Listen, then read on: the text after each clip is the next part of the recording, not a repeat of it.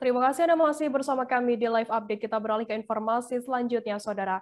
Kementerian Pendidikan, Kebudayaan, Riset, dan Teknologi mengumumkan nama-nama guru honorer yang lulus seleksi aparatur sipil negara pegawai pemerintah dengan perjanjian kerja atau P3K pada Jumat 8 Oktober kemarin.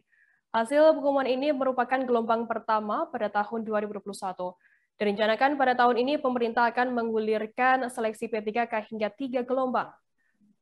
Informasi lebih lengkapnya akan disampaikan oleh rekan jurnalis kami dari Tribun Jateng, ada Mamduk yang saat ini sudah tersambung bersama kami. Halo Mamduk, selamat siang. Halo, selamat siang Frida. Mamduk, bisa Anda jelaskan bagaimana guru honorer di Jateng ini menyikapi pengumuman hasil seleksi P3K? Pengumuman honorer ya yang masuk ke perjanjian atau pegawai pemerintah dengan perjanjian kerja yang diumumkan oleh Kementerian Pendidikan, Kebudayaan, Riset, dan Teknologi atau Kemendikbudristek yang dilakukan pada Jumat kemarin itu tanggapannya dari para guru itu ditanggepin bermacam-macam. Ada yang lolos karena lolos jadi mereka menanggapinya secara sukacita. Ada juga beberapa guru honorer yang tidak lolos ya atau masih gagal untuk melaksanakan P3K gelombang pertama ini. Untuk yang lolos atau untuk yang masuk pada gelombang pertama ini, seleksi guru honorer P3K itu, mereka mengungkapkan rasa syukur dan terima kasih dengan sujud syukur di depan para pengurus PGRI Jawa Tengah. Dari para pengurus PGRI Jawa Tengah ini selama proses seleksi memang membimbing para guru honorer yang mau ikut seleksi P3K ini. Jadi mereka untuk mengungkapkan rasa syukur mereka memberikan semacam buah-buahan, ada pisang, kelengkeng, dan berbagai macam buah-buahan, dan sujud syukur sebagai rasa terima kasih kepada para pengurus PGRI itu.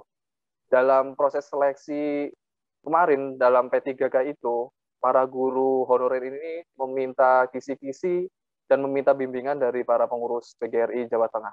Begitu, Firda. Mamduk, bagaimana kemudian tanggapan dari guru honorer sendiri yang gagal atau tidak lolos dalam P3K kali ini? Ada berbagai macam alasan kenapa guru honorer masih gagal ya, tidak diangkat menjadi guru P3K. Rata-rata ada yang mengatakan karena memang gagal di kompetensi teknis ya, karena kompetensi teknis dinilai sangat sulit dalam ujian seleksi P3K ini.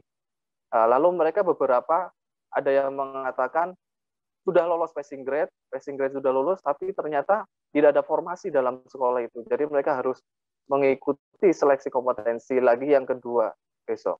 Begitu, Firda.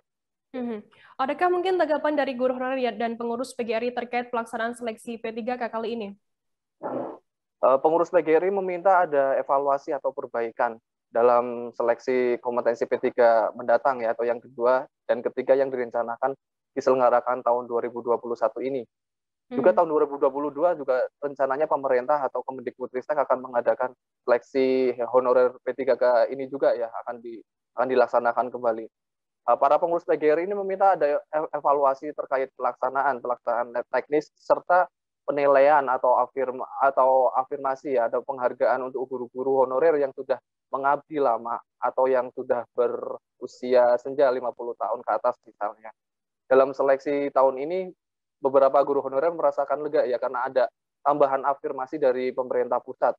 Taman afirmasi di mana guru honorer usia 50 tahun ke atas diberikan afirmasi dengan memberikan tambahan passing grade ya. Passing grade 100%, artinya passing grade-nya atau nilai ambang batasnya adalah 0. Dan sedangkan yang di usia 50 tahun ke bawah guru honorer diberikan tambahan afirmasi 10% untuk passing grade atau nilai ambang batas. Begitu, Firda.